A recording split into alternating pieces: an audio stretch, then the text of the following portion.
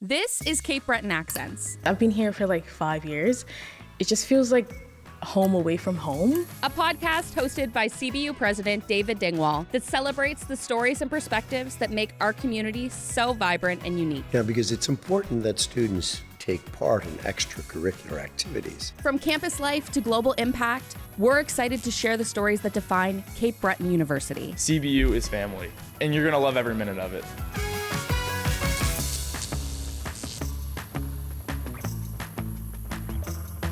Welcome to Cape Breton Accents. My name is David Dingwall, President and Vice Chancellor of Cape Breton University. With me today is Dr. Lynn LeVatte. Thank you, Lynn, for joining us today. Thank you for having me. Just a bit about Lynn. She's an assistant professor with the Education Department here at Cape Breton University. She received her Bachelor of Arts degree in psychology from St. Mary's University, a master's degree from East Stroudsburg University in Pennsylvania, and she did her PhD in Capel University in Minnesota. Mm-hmm. Very good, very good. So, tell us a little bit about your teaching experience at CBU. So my teaching experience at CBU, I'm very fortunate to be involved in both of our Bachelor of Education program as well as our master's programs. Most of my coursework involves inclusive education practices, health promoting schools, as well as sustainability and well-being. So those are kind of the three areas that I teach within both of our programs currently. You seem to have a specialty, if I'm correct, and a background in research including mental imagery. That's Tell right. us about that. What is it? So that was my my master's degree in Pennsylvania, and I was pretty fortunate when I did my undergrad at St. Mary's. I joined a skating club, and so it was an adult precision figure skating club, and so we were able to compete at the Canadian Nationals. So when I moved to Pennsylvania, I sought when I was doing my master's degree. So I found a club in Allentown. So I joined that club, and we were very lucky to proceed to the nationals at the U.S. level. So I thought I would kind of bring both of those concepts together and do my my master's research in mental imagery with my skating team. So that's kind of how that transpired. So a little bit of fun with education. So is that how you won? Yes, that's right. Yeah. So you recently launched a new MED program that you're a part of. Could you tell us what that's all about? Yeah, we're very excited to be launching in the fall. It's Holistic School Health and Wellbeing. So we really spent a lot of time meeting with community stakeholders and understanding what the needs were of our schools and our educators. So the feedback we received helped us to kind of guide a new program with some new coursework. And we're really excited to be able to offer some of those areas that really align with Health Promoting Schools framework, which is also involved through the United Nations and the World Health Organization. So looking at collaboration in education, well-being practices, as well as Indigenous health and healing are some of the core courses that we'll be looking at. And it's not specifically, just for educators, but our school systems have changed so much in the past 10 years. So I would think that yeah. the change has been remarkable, to say the least. It really has been, and we've seen it in our province since 2018, 2019 with the new rollout of the inclusive education policy, which really promotes collaboration within our schools. And we now have... Give me an example of that. So we now have social workers working in our schools. We have school counselors. We also have youth health centers, which are things that we didn't have 15 or 20 years ago.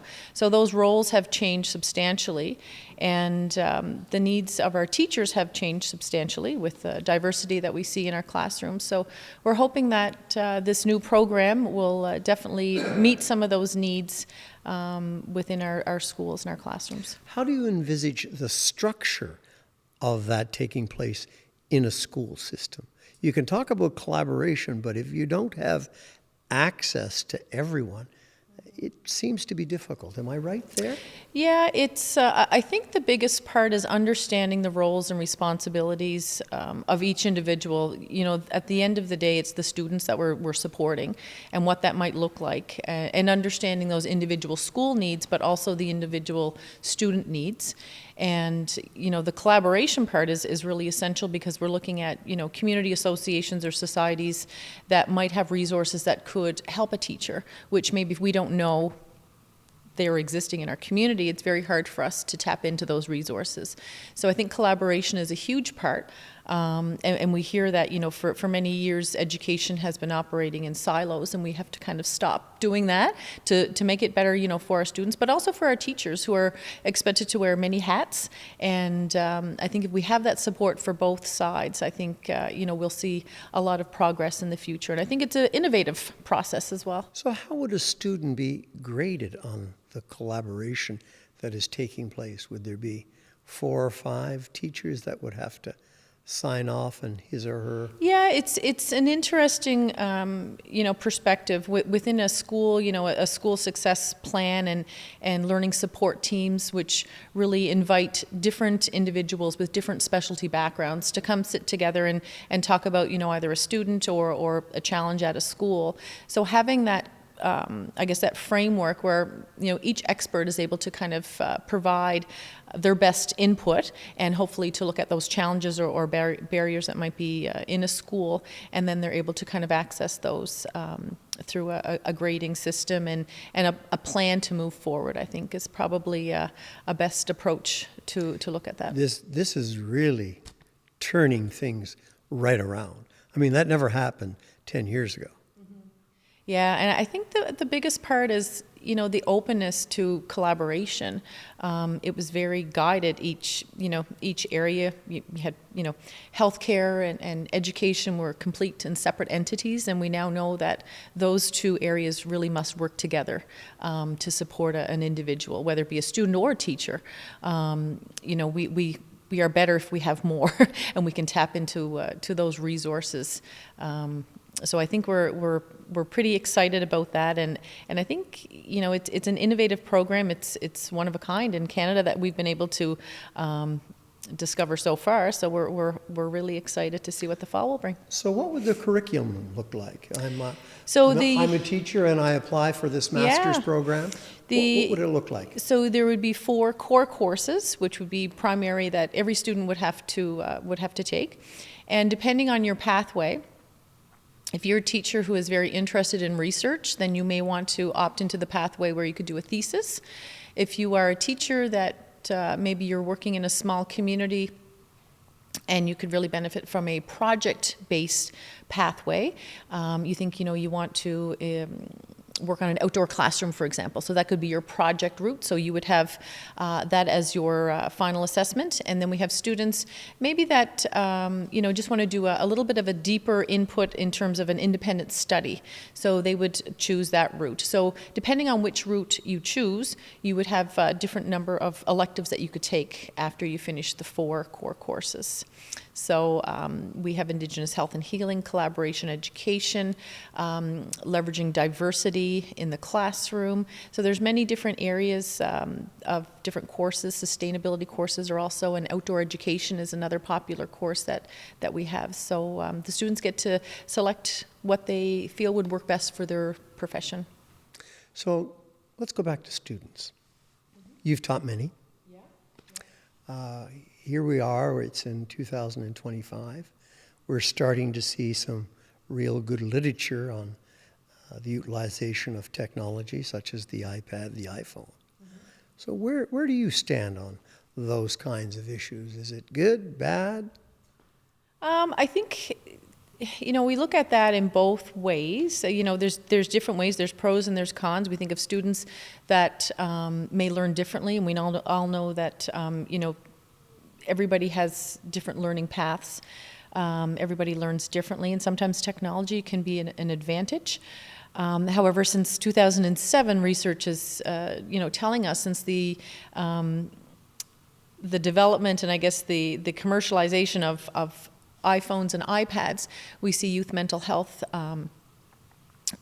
really on the rise. So with that in mind, we've kind of taken a focus where we look at technology and use what we find is beneficial, but also bringing back those human skills that we really need to look at social emotional learning and infuse a lot of our coursework and a lot of really kind of explicitly teach those things to our students.